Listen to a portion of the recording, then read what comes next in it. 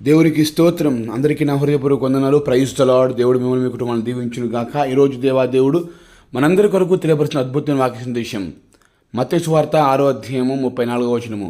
రేపటిని గూర్చి చింతింపకుడి, రేపటి దినము దాని సంగతులను గూర్చి చింతించును, ఏనాటి కీడు ఆనాటికి చాలును. ఈరోజు దేవుడు మనకు తెలియపరుస్తున్నటువంటి వాగ్దాన సందేశం ఏంటంటే, మత్తయి సువార్తలో నుండి తెలియపరుస్తూ మాట్లాడుతున్నాడు, ధైర్యపరుస్తున్నాడు. రేపటిని గూర్చి చింతింపకుడి. హల్లెలూయా. మరి ఎలా అంటే, నీ చింత యావత్తు ఆయన మీద వేయండి అని దేవుడు వాక్యం ద్వారా తెలియపరుస్తూ ఉన్నాడు. నీ చింత, నీ బాధలన్నీ ఆయనకు తెలియపరచండి.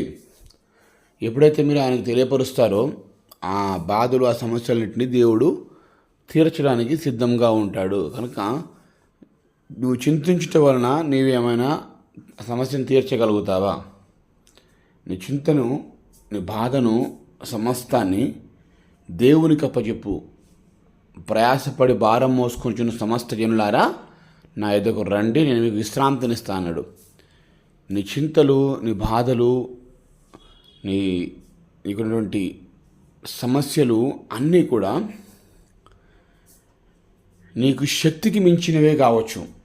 వాటిని ఎలా తీరుస్తాను అని అనుకుంటూ ఉండొచ్చు. నీవు తీర్చలేవు, కానీ నీవు నమ్మిన దేవుడికి తప్పకుండా నీ సమస్యను తీర్చడానికి సిద్ధంగా ఉన్నాడు. నీ మనసులో, నీ మది నిండా అనేక రకాల విషయాలు, చిక్కులు, చికాకులు, ప్రశ్నలు, సమస్యలు, ఇవన్నీ ఆలోచనలో ఉంటూ మెదలాడుతున్నాయి కావచ్చు. దేవుడిచ్చే గొప్ప మాట ఏంటంటే, నీ చింత యావత్తు నా మీద వేయండి, రేపటిని గురించి చింతింపకుడి. ఎస్, అది ఎవరైనా మాట చెబితే ఆ మాట మనుషులు, మన బంధువులు, స్నేహితులు ఎవరైనా కానీ ఆ మాట నెరవేరుస్తారా? దానికి ఆ వాల్యూ ఉంటుందా అంటే ఉండదండి. ఏం నెరవేర్చగలుగుతారు? ఏం చేయగలుగుతారు వారు? ఏమి చేయరు. బట్ కానీ జీసస్ క్రైస్ట్, యేసుక్రీస్తు దేవుడు, ఆయన చెప్తే ఖచ్చితంగా నెరవేరుస్తాడు. ఈరోజు నీవు అనేక రకాల విషయాలను బట్టి చింత లేని వ్యక్తి ఎవరు ఉండడు. కానీ ఆ చింతను ఆయనకు అప్పచెప్పదాం మనం. బాధలు, సమస్యలు లేనివారు ఎవరు లేరు. అందుకొరకే ప్రతిరోజు ఇట్లాంటి వాగ్దానాలను దేవుడు నీకు తెలియపరుస్తున్నాడు, నిన్ను ప్రేమిస్తూ. స్తోత్రం కలుగును గాక.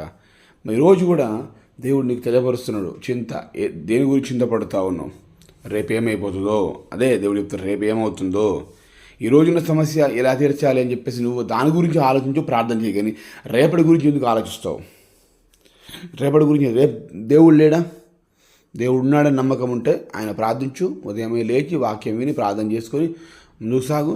అప్పుడు దేవుడు నీకు కావలసినటువంటి సహాయాన్ని అందింపచేస్తాడు. కనుక ఈరోజు దేవుడు నీకు ఇస్తున్న విషయాన్ని ఒకసారి గమనించాల్సిన అవసరం ఉన్నది. ఎందుకంటే ఏ సమస్యలో ఉంటూ బాధపడుతున్నావో ఆ సమస్య నీ పక్కన వారు తెలియకపోవచ్చు, కానీ దేవునికి తెలుసు కదా. దేవునికి సమస్తం తెలుసండి, నిజమే. నీకున్న సమస్య, బాధ, కన్నీళ్ళు, అనారోగ్యము, ఆర్థికపరమైన ఒత్తిళ్ళు, బలహీనతలు, కుటుంబంలో సమాధానం లేకపోవటం, ఇట్లాంటివన్నెన్నో. ఏంటి, నేను ఎలా ముందుకు సాగగలుగుతాను? నా భవిష్యత్తు ఏంటి? ఫ్యూచర్ ఏంటి? ఎలా ఎలా ఎలా ఎలా ఎలా చూడండి. ఈ రోజు గురించి ఆలోచించు, ప్రార్థించు. అంతకని రేపటి గురించి ఎందుకు? రేపు దేవుడు చూసుకుంటాడు. ఇప్పుడు కూడా దేవుడు చూసుకుంటాడు. జరగబోయేది నేను పోయి ఏం చేయాలి ఇప్పుడు? ఎలా నేను ముందుకు సాగగలుగుతాను అని చెప్పేసి నీ మైండ్లో ఎన్నెన్నో ప్రశ్నలు ఉంటున్నాయి. దేవుని వాక్యాన్ని బట్టి ధైర్యపరచబడాలి, ధైర్యం తెచ్చుకోవాలి. అప్పుడే మనం సంతోషంగా జీవించగలుగుతాము. ప్రియా సహోదరి, సహోదరుడా, ఇంత గొప్ప వాగ్దాన సందేశాన్ని తెలియపరుస్తున్నాడు, హెచ్చరిస్తూ ఉన్నాడు. కనుక ఈ వాగ్దానాన్ని, ఈ వాక్యాన్ని నమ్మి ముందుకు సాగుదాం. ప్రార్థన చేస్తున్నాం. ప్రార్థన. మహాగణుడా, పరిశుద్ధుల, ప్రేమ గల తండ్రి, వందనాలు, స్తోత్రాలు. గొప్ప వాగ్దాన సందేశం మాకు తెలియపరిచింది, కొందనాలయ్యా. ఈనాడు మీరు మాకు అయ్యా ప్రభా తెలియపరుస్తున్నారు, రేపటి గురించి చింతింపకూడదు. అవును తండ్రి, మేము అనేక విషయాన్ని బట్టి చింతపడుతూ ఉన్నాం. మేము చింతించే వాళ్ళని మేము ఆ సమస్యను తీర్చలేం, ఇంకా మేము డిప్రెషన్కి వెళ్ళిపోతాం. కనుక దయచేసి మమ్మల్ని జ్ఞాపకం చేసుకోనండి, కరుణించండి, క్షమించండి, సహాయం దయచేయండి. ఈ వాగ్దానము బట్టి ప్రభా ధైర్యంగా ముందు సాగుతూ ఈ చింత యావత్తు నీ మీద వేయడానికి సహాయం దయచి వేడుకుంటున్నాం.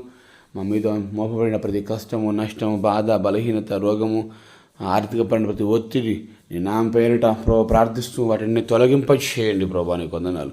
ప్రభులో కాపాడమని సహాయం దయ. దినమంతా మేము సంతోషించి వల్లహించేట్టుగా మహానందంతో స్తోత్రగానం చేయనట్టుగా సహాయం దయచేయమని యేసు నామములో కృతజ్ఞతలతో అడిగి వేడుకొని పొందుకొనిచున్నాము మా ప్రియ పరలోకమున తండ్రి.